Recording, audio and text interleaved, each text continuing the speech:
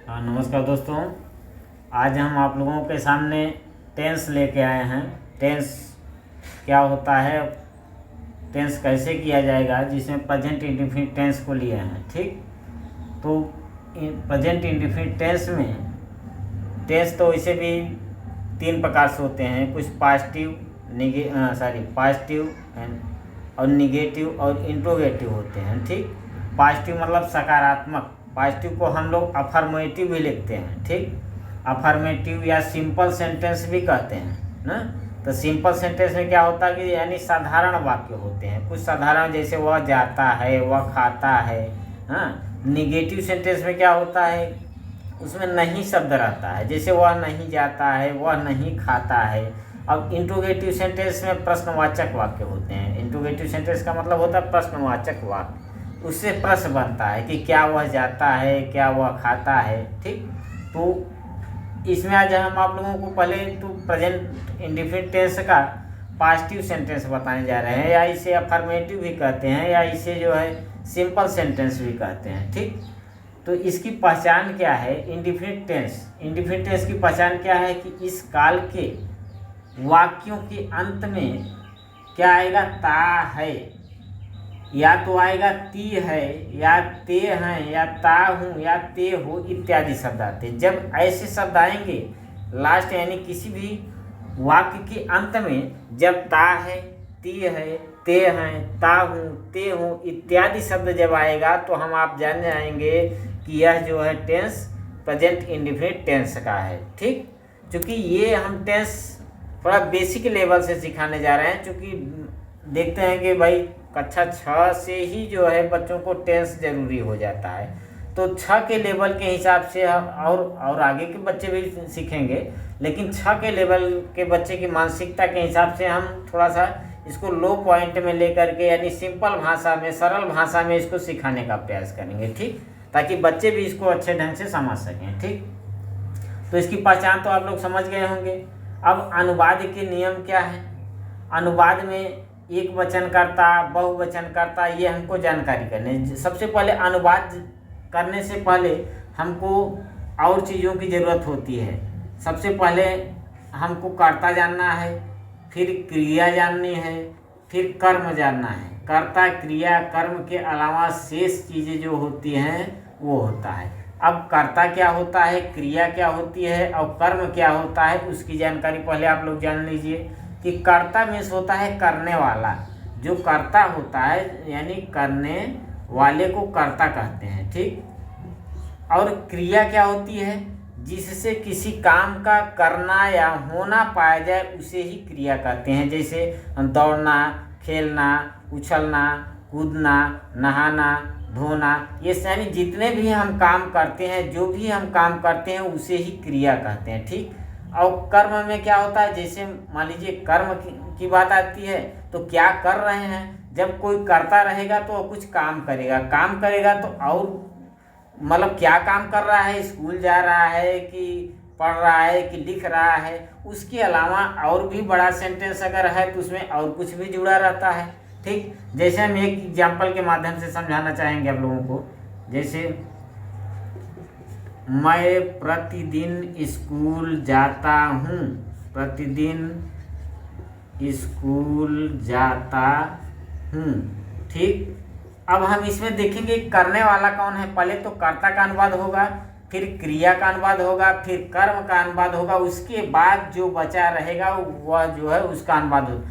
कर्ता को हम लोग अंग्रेजी में कहते हैं सब्जेक्ट। ठीक, सब्जेक्ट मीन्स कर्ता होता है। क्रिया का मतलब वर्ब माने क्रिया होता है, VER, वर्ब मीन्स क्रिया होता है। कर्म को हम लोग क्या कहते हैं, ऑब्जेक्ट, OBJECT, ऑब्जेक्ट। और शेष को क्या कहते हैं, अदर, OTHER, अदर में शेष होता है। यानी सबसे पहले कर्ता है, सब्जेक्ट का अनुवाद, फिर उसके बाद वर्ब का अनुवाद, फिर ऑब्जेक्ट का अनुवाद, फिर उसके बाद अदर का अनुवाद होता है। ठीक, तो अब इसमें हम देखेंगे कि इसमें मान लीजिए ये वाक्य है आपका, मैं प्रतिदिन स्कूल जाता हूँ, ये पूरा वाक्य बन गया, यानी सेंटेंस बन गया।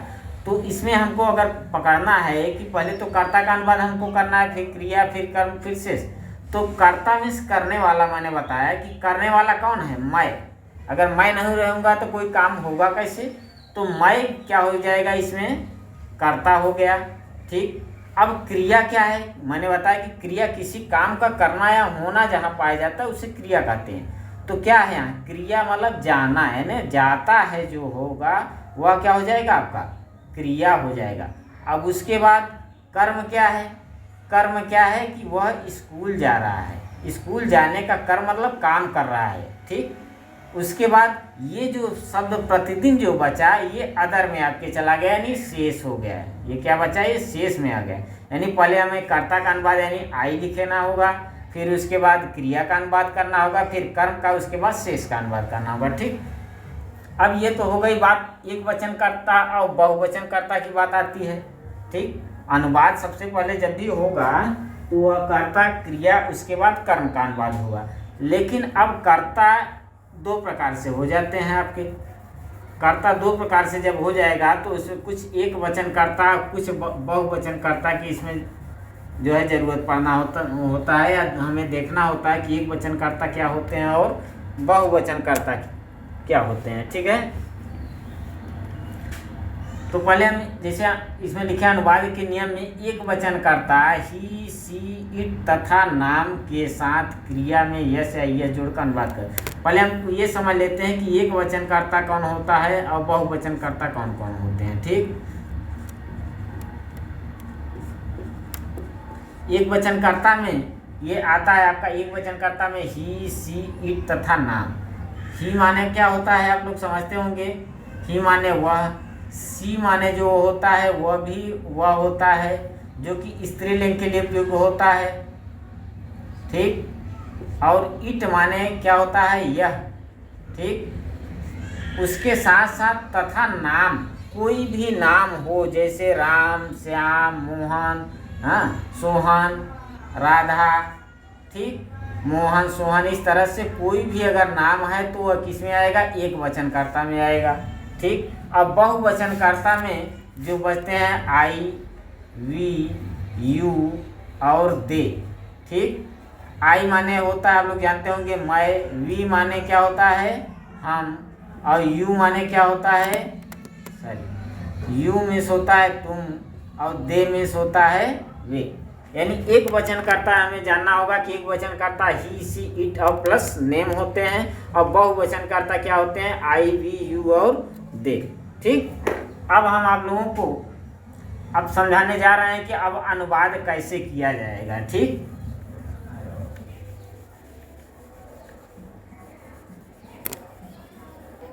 हाँ, तो अनुवाद में पहला नियम हमने बताया है कि एक वचन कर्ता जिसे ही, सी, इट तथा नाम। ठीक, या तो ही आएगा या सी आएगा, चाहे इट आएगा या कोई भी नाम रहेगा तो समझ लीजिएगा एक वचन कर्ता है ना। इसके साथ क्रिया में यस या यस जोड़कर अनुवाद करते हैं। हम आप लोगों को बता दिए कि कर्ता का अनुवाद, फिर क्रिया का, फिर कर्म का, यानी पहले सब्जेक्ट, फिर वर्ब, फिर ऑब्जेक्ट, फिर अदर ना अनुवाद होगा। ठीक, तो इसके बाद मान लीजिए हम कोई अनुवाद लेते हैं आपको कि मैं जाता हूँ।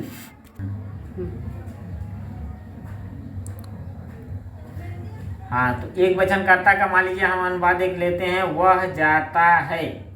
तो इसका अनुवाद हम कैसे, एक चीज़ और आपको लोगों को ध्यान देना है कि इस टेंस में है, हूँ, हो की अंग्रेजी नहीं लिखनी है। ठीक, तो यहाँ देखेंगे पहले कर्ता पकड़ें, इसमें कर्ता, क्रिया, कर्म के आधार पर पहले देखेंगे कि इसमें क्या क्या है।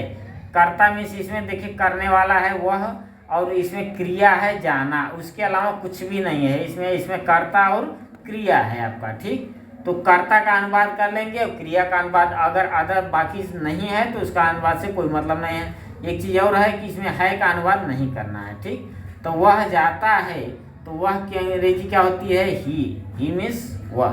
ठीक, तो है से कोई मतलब नहीं है, और जाता है, गो मीन्स जाना होता है ना, तो गो। ठीक, यहाँ तक तो लिखेंगे, लेकिन नियम क्या कह रहा है कि एक वचन कर्ता ही, सी तथा नाम के साथ क्रिया में यस या ईएस जोड़कर अनुवाद करते हैं। ठीक, एक वचन कर्ता, ये कर्ता जो है एक वचन का है, इसलिए इसके क्रिया में यस या ईएस जोड़ा जाता है। तो यहाँ ईएस जोड़ दे करके बता देंगे कि ही गोज। ठीक, मान लीजिए स्त्रीलिंग के कोई है, हाँ, वह, स्कूल जाती है। ठीक, तो यहाँ देखेंगे हम कि वह स्कूल जाती है, तो कोई इसका मतलब है कि कोई स्त्रीलिंग है यानी लड़की है अगर, तो यहाँ लिखेंगे सी में से वह होता है, वह सी। अब है का तो अनुवाद करना नहीं है, क्रिया इसमें क्या है, जाना, यानी गो माने तो जाना होगा, लेकिन एक वचन कर्ता होने के नाते इसके क्रिया में ईएस लगाएंगे और कहीं जाने के लिए टू का प्रयोग होता है। उसके बाद कहाँ जा रही है, स्कूल। समझ आ गया। जैसे अगला अनुवाद, मोहन बाजार जाता है। ठीक, तो यहाँ क्या हो जाएगा, पहले हम कर्ता देखेंगे कि कर्ता में मोहन अर्थात कोई नाम है ना। ठीक, तो मोहन पहले कर्ता का अनुवाद करेंगे, मोहन। ठीक, क्रिया क्या है इसमें, जाना, तो हो जाएगा गोज। ठीक, टू कहाँ, मार्केट। ठीक, मान लीजिए अगला अनुवाद हम बताते हैं, सूर्य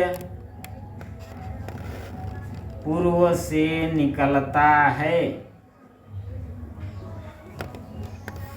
सूर्य पूर्व से निकलता है। ठीक, तो इसमें कर्ता देखेंगे, पहले कर्ता क्या है, सूर्य। ठीक, तो यहाँ लिखेंगे द सन। ठीक, राइज माने निकलना होता है, RISE, राइज में से निकलना होता है। कर्ता एक वचन का होने के नाते उसके क्रिया में यस लगता है, यहाँ यस लग जाएगा। ठीक, the sun rises in the east. समझ आ गया। ठीक, आगे एक और बता देते हैं आपको, जैसे वह एक पत्र लिखता है।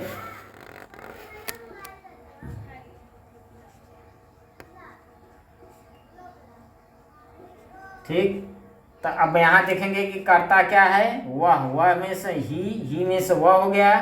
ठीक, लिखना के स्पेलिंग क्या होता है, राइट, WRITE, राइट। में क्रिया में इसकी क्या लगेगा, यस लग जाएगा, राइट्स ए लेटर। ठीक, अब हम समझते हैं कि आप लोगों को एक वचन कर्ता का अनुवाद आ गया होगा समझ में। अब बहुवचन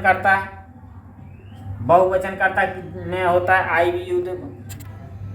हाँ, अब बहुवचन कर्ता का अब अनुवाद आप लोगों को बताने जा रहे हैं। जैसे मान लीजिए मैं लिखता हूँ। ठीक, मैं लिखता हूँ में अब हम कर्ता देखेंगे क्या है, मैं का मतलब आई हो जाएगा, और राइट मीन्स लिखना, WRITE। ठीक, यहाँ पर क्या है, बहुवचन का नियम है, बहुवचन कर्ता अगर IVU दे के साथ क्रिया में कुछ भी नहीं लगाते हैं। ठीक, इसके क्रिया में यस लगाने से कोई मतलब नहीं है, सिर्फ कर्ता और क्रिया का अनुवाद यहाँ हो जाएगा। ठीक, जैसे मान लीजिए अगला अनुवाद है, तुम पत्र लिखते हो। ठीक, तुम पत्र लिखते हो, तो यहाँ कर्ता क्या है, तुम, YOU, यू में से तुम है, तुम क्या है, बहुवचन। ठीक, यू, उसके बाद राइट ए लेटर, ये नहीं लगेगा इसमें। ठीक, अगला अनुवाद मान लीजिए एक फिर लेते हैं हम,